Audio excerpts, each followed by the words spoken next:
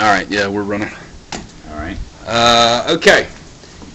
You know, we like to record a number of these in order for informational purposes, like we said, and we just shot one. It's a beautiful day here in Chattanooga. We have another message we want to give on this video, but we didn't have the lake captured. I hope that this camera is picking that up because it's a gorgeous view where we are right now, and we're just thankful to be alive. But what we wanted to talk about this time was funding basics. You know, what is it in a deal that is true to every deal? It's very, very basic steps. It's 1, 2, 3. We get asked a lot of questions about, you know, the last one we did was about proof of funds. That's kind of where the deal starts. But that's where the funding part starts. There's a couple of basics about how you acquire a property and where we come involved, and so we wanted to sort of detail that for us. So what does an investor do? Acquire a property? Do they, you know, is it the contract that gets the thing started? Tell us about that. Well, to put it in the simplest form that I can put it, you know, there's certainly a little bit more detail to it than this, but in reality, you're going out as an investor, or if you're a realtor going out looking for yourself or an investor, you're going to find a piece of property that is undervalued so that you can turn around and sell it at a higher price than you're getting it contracted for.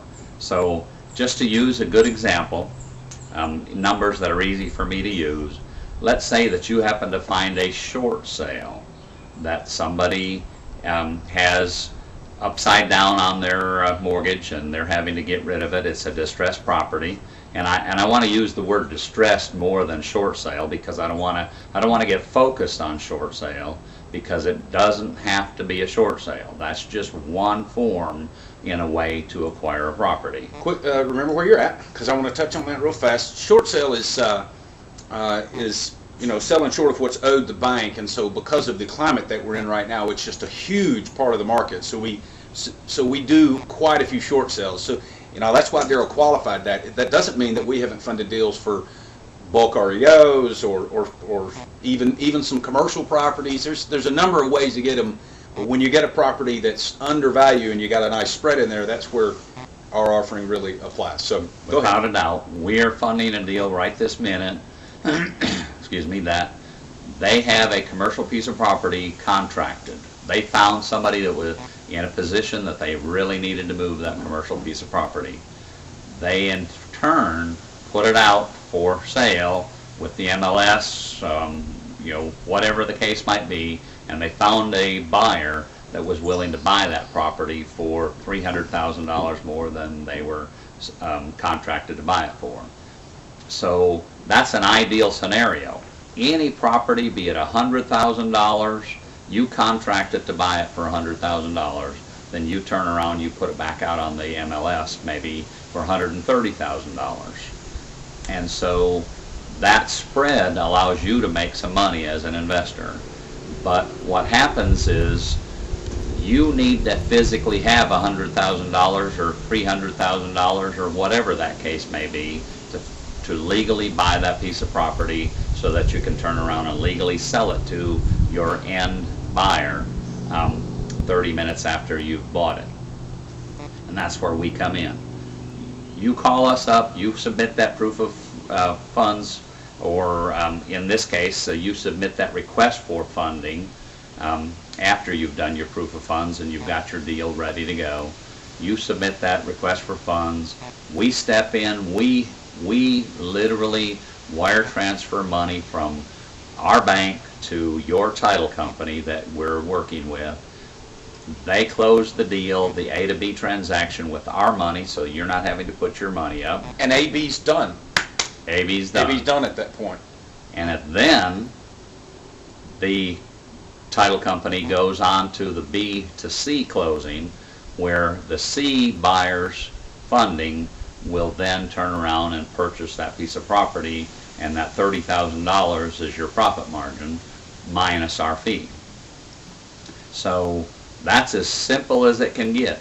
You walk out of that title company's office with your check that day, they wire transfer our $100,000 or $300,000 or whatever it might be, plus our fees. back to us. You never touch it. You never have to deal with it, so you don't have to be worried about how the transaction is really happening. Just leave that up to the title company and us, and we'll manage it for you. And you get paid, we get our money back, and we get paid. Everybody's happy that they got a great deal. So in the basic sense, that's as simple as it gets. Just go out and find those deals that you can turn around and sell for a higher price than what you've contracted it for. Right, and the deal is so simple that there's a couple other winners in that too, and that is the realtor. Yep. The realtors are able to turn more deals. You as an investor should turn more deals and maybe take a little bit less of the pie, and then you just fill your funnel up. But the title company is a big winner here. Their underwriters are very, very happy for this funding source because it does make transactions legal. You know, there's been a black eye out there for some people who haven't done it legally, and we're providing the legal means for that. So the title company is a big beneficiary of all this too. I'd like to also comment before we split is, you know, our wheelhouse, if you want to call it that, is wouldn't you say I'm going to say between $250,000 and $750,000. That's probably where 90% of the deals we do are. Right. Wouldn't you say that's the range? It is, but you know, we have a $1,500 minimum plus a $395 transaction fee, but we have funded deals for $30,000 that they had enough margin to be able to pay that $1,895. So we're willing to do smaller deals all day long as well. But our number one deal is, like Gene said, $250,000 to $650,000, $750,000, somewhere in that neighborhood. That's what we see the most. And so,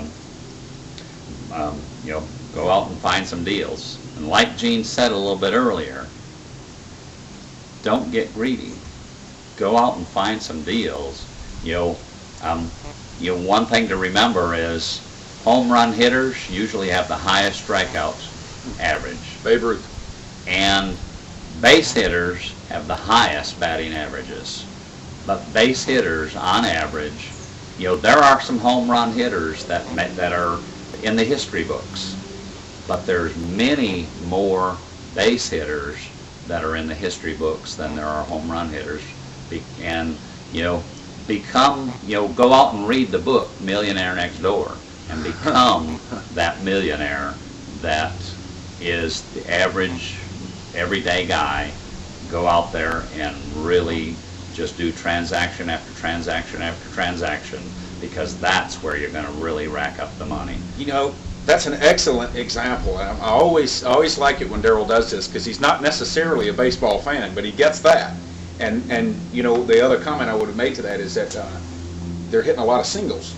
You know, singles aren't necessarily sexy. It only advances you one base. But man, their batting, like you say, their batting average is way higher, and there's a lot more of them that are doing that. So, absolutely. So you can do that.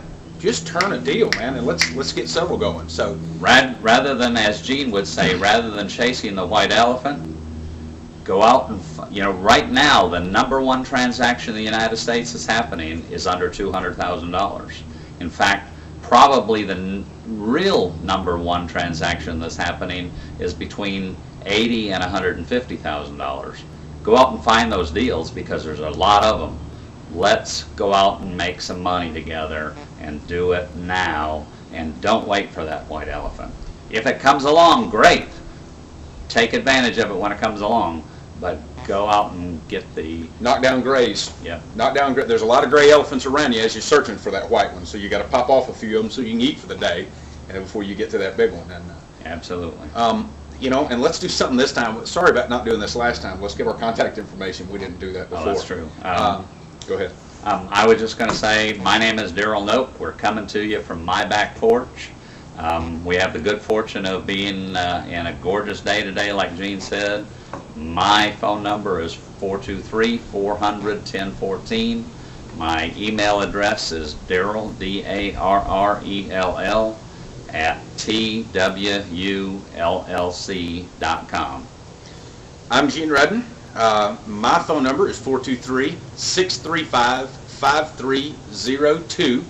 And my email address is Gene, Gene, at 877, those are the numbers, KWKKASH.com. So look us up, contact us, and let's do a deal together. I would tell you something else, but I haven't stopped this video yet, and I'm trying to figure out how, so sorry.